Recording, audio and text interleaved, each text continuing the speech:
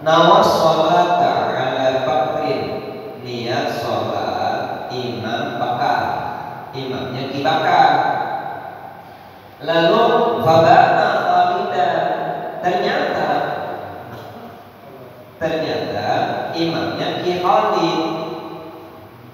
Au ala rajulin fabana imra'atan, atau niat sholat kepada makmumnya imamnya laki-laki, ternyata yang jadi imam adalah perempuan. Au aksuhu atau sebaliknya, au aksihi atau sebaliknya. Bagaimana? Lam tasihha, maka sholatnya tidak sah. Artinya sholat berjamaahnya tidak sah. Lam tasihha, maka tidak sah akan sholat. Jadi sholatnya tidak sah. Jadi niat sholat dengan Imam Bakar ini sama dengan yang di atas. Niat sholat imamnya Bakar, niat sholat ini. Kemudian ternyata yang jadi imam Ki Khalid gitu. Atau niat sholat kepada laki-laki ini, yang jadi imam laki-laki, ternyata imamnya perempuan. Ini kayaknya kasus di kita belum ada ini. Imam laki-laki ternyata imamnya perempuan, jadi kita belum ada ini. Kalau di Amerika mungkin pernah ada ini, karena memang sedang diprogramkan oleh mereka untuk ngacak-ngacak begitu. Dan bagaimana itu pengikutnya orang tersebut kepada imamnya Bakar, ternyata Khalid, imamnya laki-laki, ternyata perempuan. Bagaimana? Lam tasihha, maka tidak sah sholatnya. Artinya berjamaahnya tidak sah. Kemudian wafi sholatin, ini dalam sholat mayit, Pak. Ini dalam sholat mayit. Wafi sholatin, dan dalam satu sholat, maksud sholat mayit, la yustaratu takyinul mayit, tidak disyaratkan mentakyin mayit yang kita sholatin itu. Wa takfi fiha niatus sholati ala mayyit faqat, cukup dalam sholat mayit itu cukup niat sholat ala mayit itu saja, nggak usah mentakyin nama mayit, nggak usah. Nah kalau misalkan sama bagaimana? Ya nggak sah sholat kita itu. Kenapa? Karena kita sholatnya bukan atas nama orang tersebut, bukan nama orang tersebut, ternyata orang lain gitu. Contoh, kita sholat mayit yang meninggal Bakar, kemudian kita sholat, lalu kita niatkan, saya niat sholat mayit dengan 4 takbir dengan mayitnya Bakar, Allahu Akbar, fardhu kifayah lillahi ta'ala, Allahu Akbar. Ternyata yang meninggal itu bukan Ki Bakar, yang ternyata itu yang meninggal adalah Ki Khalid gitu. Nah, ini namanya mentakyin mayit. Sedangkan di dalam sholat jenazah itu tidak disyaratkan mentakyin nama mayit. Nggak ditentukan mayitnya si A, si B, di dalam sholat mayit nggak ditentukan. Nah itu masuk dalam kaidah ma yustaratu ta'arrudu lahu jumlatan wa la yustaratu ta'yinuhu tafsilan idza ayyanahu wa aqta'a dharra. Sesuatu yang secara global disyaratkan tetapi secara terperinci tidak disyaratkan, kemudian kita mensyaratkan, kita mentakyin, kita menentukan, ternyata penentuan kita salah, penetapan kita salah, darah, maka membahayakan. Dalam hal ini batal, dalam hal ini tidak sah gitu. Nah, sholat mayit dengan mayit laki-laki, ternyata yang meninggal si Umar atau si Zaid, yang meninggal si Zaid, kemudian kita sholat usolli ala hadal mayit atau usolli ala hadal Zaid, arba'at takbiratin fardhu kifayati ma'muman atau imaman lillahi ta'ala,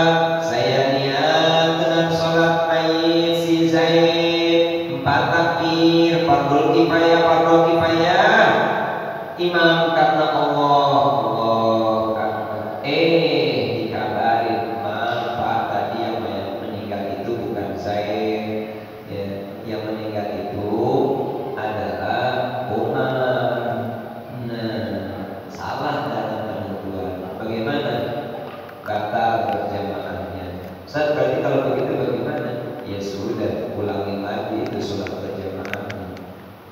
Kenapa? Karena dalam penentuannya itu. Nah, ini kan apa ya?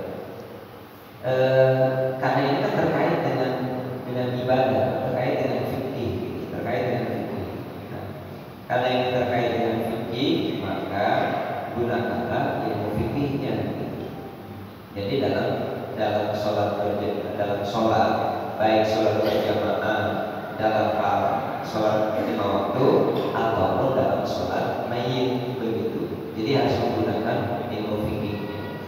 Nah, kenapa kok di dalam kaidah usul fikih diadakan semacam itu? Iya, kaidah usul fikih itu hanya untuk menggambarkan garis besarnya saja, tapi nanti terperinci tuh contoh-contohnya. Jadi banyak yang masuk di dalam fikihnya, banyak yang masuk dalam kaidah itu.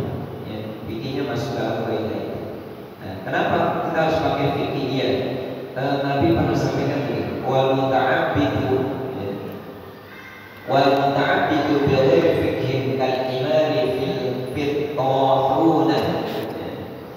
Jadi kalau katakan yang tadi ini dalam sebuah hadis, orang yang beribadah dengan tanpa pakai fikih, dengan tanpa didasari fikih, maka kal himari tahuna, kal himari fil tahuna, seperti himar, seperti keledai yang berada di penggilingan, ya, keledai penggilingan gitu, keledai yang untuk menggiling apa namanya?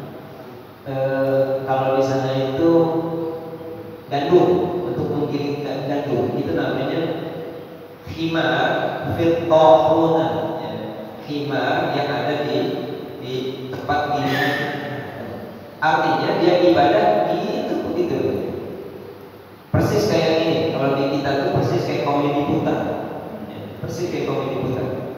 Muter ke sini terus balik lagi ke sini, muter ke sini balik lagi ke sini, muter lagi ke sini balik lagi ke sini, muter begitu aja tuh. Artinya nggak sampai-sampai gitu. Ini namanya orang ibadah tanpa fikih gitu. Jadi diibaratkan orang yang ibadah dengan tanpa fikih itu, dengan tanpa menggunakan ilmu fikih, itu seperti apa ya? Seperti komedi putar. Ya. Dari situ balik lagi ke situ, dari situ balik lagi ke situ gitu. Ya. Nggak kemana-mana gitu. Artinya dalam ibadahnya nggak ada peningkatan. Nah, dengan kita mempelajari ini, insya Allah akan menambahkan peningkatan dalam ibadah. Itu tujuannya. Makanya diadakan kajian di kita di sini, ada kajian fikihnya, ada kajian tauhidnya, ada kajian usul fikihnya, ada kajian tafsirnya, ada kajian hadisnya. Masya Allah, ini lengkap nih. Kayaknya Bapak keluar dari masjid ini selama 1 tahun, yakin itu gelarnya Profesor Doktor Ausat lagi. Insya Allah. Dan kemudian masuk yang ketiga. Contoh yang ketiga, man shalla ala mautan. Ini siapa orang yang sholat kepada mayit al-mautan. Mautan itu jamak daripada mayit. Artinya sholat jenazah tapi banyak orangnya gitu. Mayitnya banyak. Ya, persis dalam corona kemarin, kalau sholat mayitnya banyak nih, mayitnya banyak. Nah, man shalla ala mautan wa fi hadhihi sholat la yajibu ta'yinu adadihim. Di dalam sholat mayit ini yang jumlahnya banyak, itu tidak disyaratkan mentakyin jumlah mayit. Tidak disyaratkan mentakyin, menentukan jumlah mayit, tidak disyaratkan.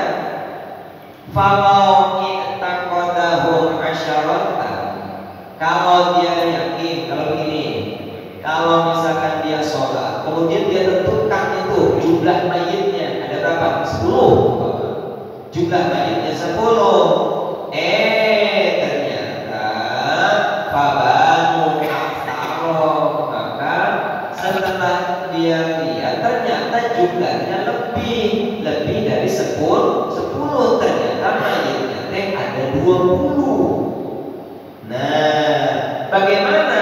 Ada sholat ala jami', maka wajib mengulangi sholat secara keseluruhan. Jadi kan mayitnya ada 20. Ternyata yang ditakyin sama dia itu, yang ditakyin sama si imam itu ada berapa? Ada 10. Ternyata jumlahnya ada 20. Bagaimana? Udah, ulangi lagi sholat tersebut pada jami secara keseluruhan. Berarti ulangi lagi sholat jenazah tersebut. Nah, ini kan kalau model kayak begitu kan kita baru di mana? Artinya belum pernah ada gitu. Ini mah kalau ada gitu. Kalau nanti ada pentakyinan semacam ini, silakan. Ya. Tapi harus sesuai dengan jumlahnya. Makanya kan di dalam sholat itu, di dalam sholat gaib, ya, di dalam sholat gaib itu kan tidak menentukan mayitnya jumlahnya berapa, kemudian namanya siapa, enggak ada ditentukan. Makanya kan kita sholat jenazah umpama kayak kemarin kan kita waktu corona itu kan banyak yang meninggal. Udah akhirnya kan disolatin. Ya. Nah karena memang sudah dimakamkan, sudah disolatin dengan secara gaib. Sudah disolatin. Nah di dalam sholat itu jangan menentukan jumlah mayit yang mana. Ya. Sudah di sholat jenazah saja, ala mauta gitu saja. Enggak usah disebutin. Usolli ala mauta ghaibati wa ya. Sholat saya dia sholat mayit.